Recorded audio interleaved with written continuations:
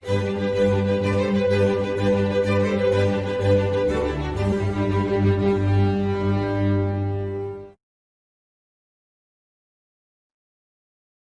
vídeo de hoje falaremos sobre o período moderno, o modernismo. O período moderno sucedeu o período romântico, porém sem uma ruptura brusca. Coexistiu com o final do romantismo e se estendeu por quase todo o século XX. A principal característica da música moderna é a dissolução do sistema tonal e a busca de novas linguagens e recursos para se escrever música. De certa forma, é uma reação ao sentimentalismo romântico e o retorno à racionalidade como principal fonte de inspiração musical. O impressionismo foi o primeiro movimento musical e artístico, de uma maneira geral, a fazer uma clara oposição ao romantismo. As composições impressionistas são dotadas de sutileza e abstracionismo, usando formas curtas, escalas de tons inteiros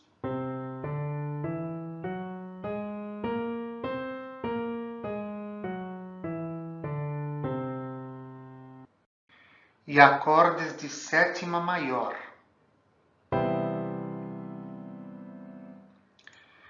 Críticos musicais da época descreviam a música impressionista com a sensação de estar planando, voando. O impressionismo tem um paralelo nas artes plásticas, com as telas de Cézanne e Renoir. Na literatura, a contraparte do impressionismo é o parnasianismo. Na literatura portuguesa, de língua portuguesa, representado por nomes como Gonçalves Crespo, Raimundo Correia e Olavo Bilac. Os dois nomes mais preeminentes do impressionismo foram Claude Debussy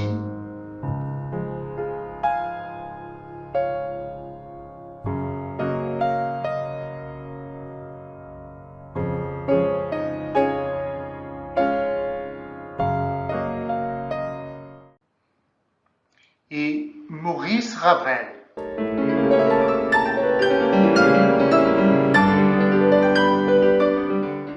Este último é muito conhecido pelo Bolero de Ravel, mas essa não é uma das suas obras mais representativas. Não é uma obra impressionista, é uma obra, na verdade, muito diferente da maior parte das obras escritas por Ravel. Já como reação ao impressionismo, mas também ao romantismo, tivemos na França mesmo o Grupo dos Seis, ou Les Six. Originário da região de Montparnasse, em Paris, esse grupo foi inspirado nos 5 compositores nacionalistas russos, liderados por Mili Balakirev. Eles tinham como proposta atuar como uma reação ao apogeu romântico representado pelas óperas de Richard Wagner, mas também ao impressionismo de Debussy e Ravel. Uma das técnicas empregadas por alguns desses compositores é a politonalidade, em que cada linha melódica está numa tonalidade distinta, sem que a peça como um todo esteja num único centro. São eles: Darius Milhaud,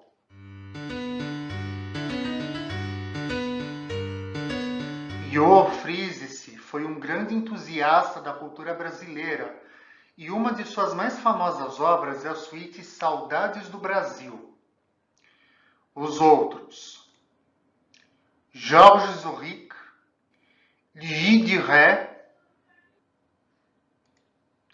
Arthur Honegger, Francis Poulenc. Poulenc provavelmente seja hoje o mais executado dentre eles. E a compositora Germaine Taillefer. Além destes, ainda vale mencionar um 7º compositor, que foi mentor de todos eles, o Erik Satie.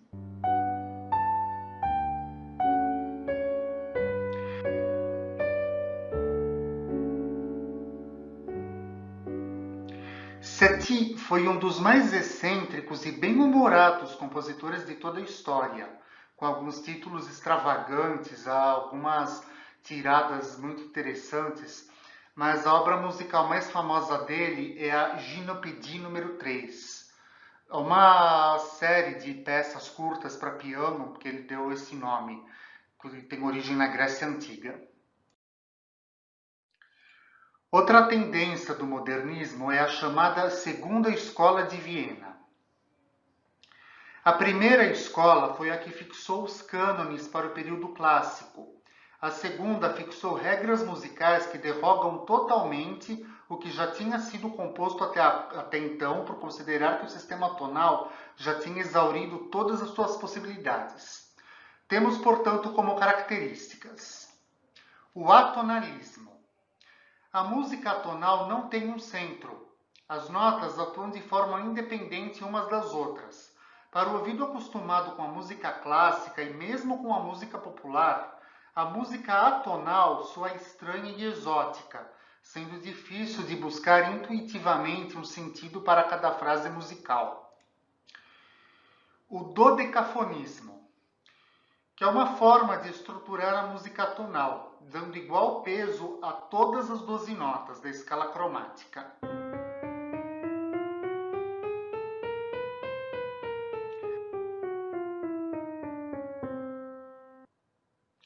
Compare com a escala diatônica, dando aqui como exemplo a escala diatônica de Dó maior.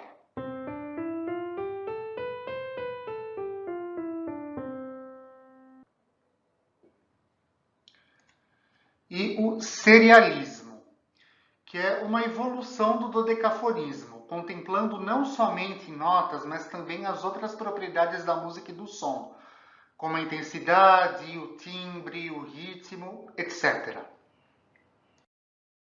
Os principais nomes da Segunda Escola de Viena foram Arnold Schoenberg, o grande teórico e estruturador do dodecafonismo; Alban Berg, discípulo de Schoenberg e que levou essas técnicas para a ópera. As suas óperas Lulu e Wozzeck fazem grande uso do atonalismo. E ainda Anton von Webern, o estruturador do serialismo. Aqui nós não vamos colocar amostras dessas músicas porque elas precisam ser entendidas, não somente ouvidas. Então, para se ter uma playlist, é interessante ter um conhecimento bastante importante da música tonal, da música atonal, da música serial, de como os compositores estruturaram essa linguagem. Outra tendência verificada durante o modernismo foi o chamado neoclassicismo, que nada mais é que a recuperação das formas e técnicas consagradas no período barroco e no período clássico, mas dentro do contexto do século XX. Nós aqui voltamos a ter contrapontos, sonatas estruturadas, etc. Mas agora a música neoclássica não soa parecida com a música dessas épocas.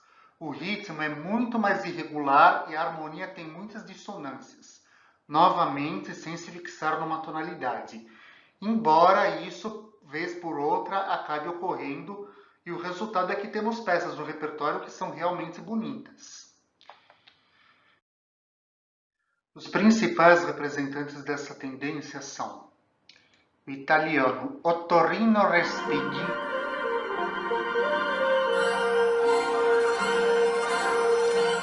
o alemão Paul Hindemith,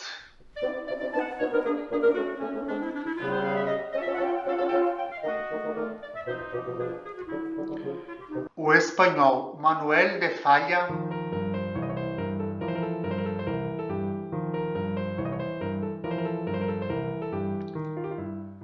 o russo Sergei Prokofiev,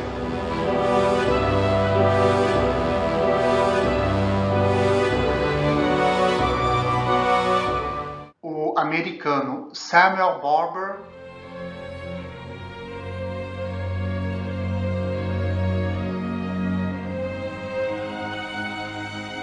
o britânico Ralph Vaughan Williams,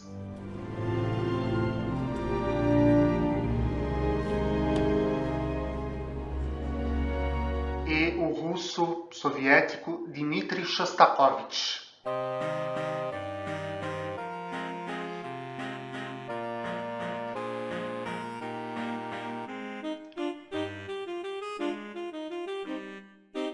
Por fim, nós temos os compositores ecléticos. Alguns compositores não se fixaram em um único padrão estético, tendo desenvolvido obras com estéticas diferentes ao longo de toda a sua vida.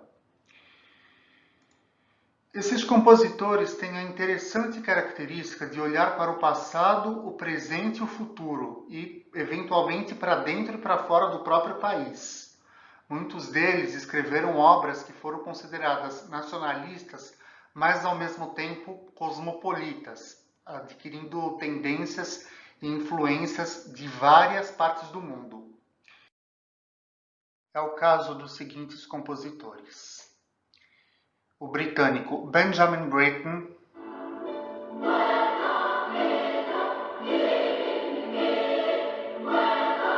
o alemão Karl Orff,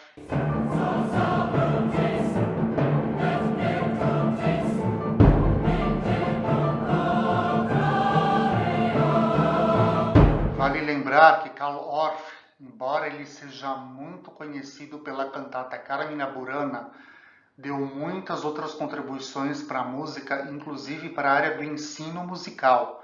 Ele elaborou alguns métodos pedagógicos que são muito prestigiados hoje em dia. E ainda, Belo Bartók,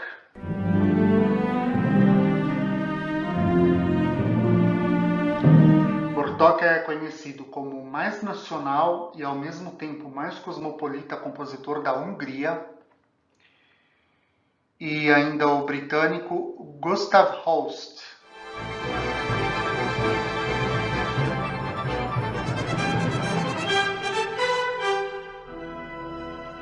Outro compositor que escreveu muitas obras famosas, e a mais famosa delas é a suíte orquestral Os Planetas, em que cada uma das partes é a maneira como ele encara a forma da essência de cada um desses planetas por meio da astrologia. É uma obra bastante interessante de ser escutada. Mas certamente o nome que mais é lembrado dentre os que se enquadram nesse contexto é de Igor Stravinsky.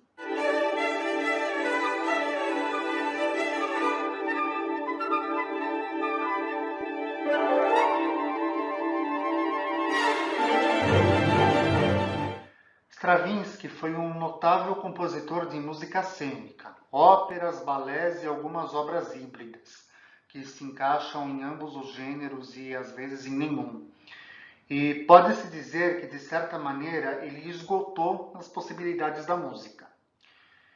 Nascido na Rússia, mas depois radicado em Paris e ainda depois nos Estados Unidos, a obra de Stravinsky pode ser dividida nas seguintes partes: o período russo, com os balés Le Oiseau de Feu, o Pássaro de Fogo, Le Sacre du Printemps, a Sagração da Primavera, Petrushka, a ópera Le Rossignol, o Rouxinol, e a ópera balé Le Noces, as Núpcias.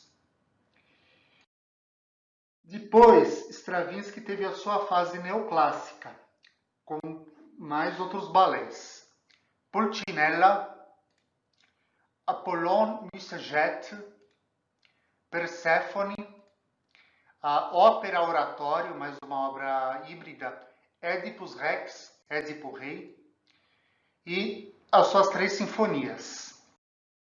E por último, Stravinsky se rendeu às técnicas da segunda escola de Viena, que são parte do seu período serial, compondo obras como a cantata, esse é o título mesmo da obra, o septeto, a peça Three Songs from Shakespeare, 3 canções sobre Shakespeare, de Shakespeare, sobre textos escritos por Shakespeare, Agon, Treni, a Sermon, a Narrative and a Prayer, um sermão, uma narrativa e uma prece, uma oração, e The Flood, a enchente.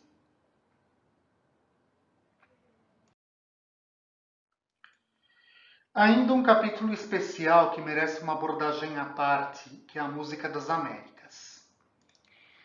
Pela primeira vez, a música erudita se desenvolve nas Américas em tradições notavelmente distintas da música da Europa. De maneira semelhante ao nacionalismo romântico europeu, buscava-se agora aqui abordar a música do próprio país, onde a música estava sendo escrita. Entretanto, devido à influência dos negros e ameríndios na formação das culturas pan-americanas, foi necessário explorar outras técnicas musicais, alheias ao que se fazia na Europa.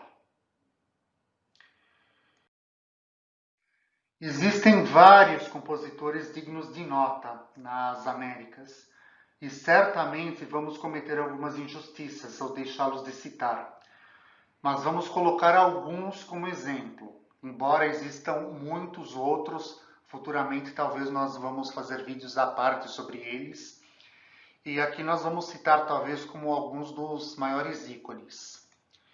O americano George Gershwin.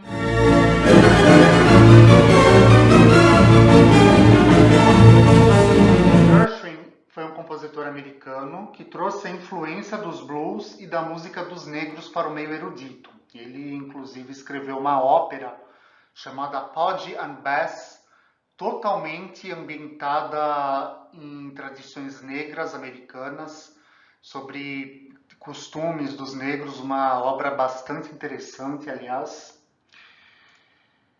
Astor Piazzolla.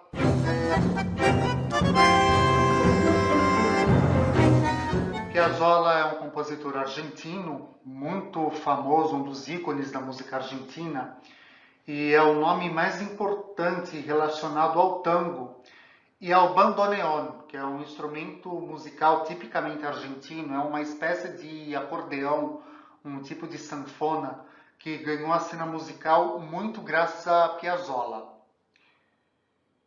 E ainda o brasileiro Heitor Villa-Lobos.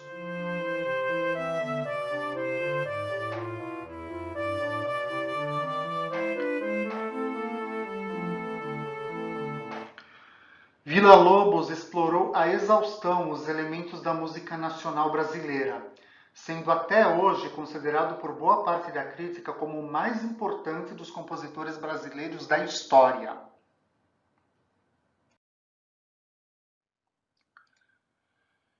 E por último, nós vamos falar sobre o que existe depois do modernismo. Ainda no século XX, depois da Segunda Guerra Mundial, nós tivemos a música de vanguarda. Muitos estudiosos colocam a música de vanguarda como um movimento dentro do próprio modernismo, aliás, cronologicamente coincidente com ele, mas, dada a complexidade e até mesmo o desafio dos limites da arte musical, merece uma abordagem à parte. É uma música completamente diferente de tudo que se já escreveu em todos esses períodos e que até desafia mesmo os limites de até onde a música pode chegar.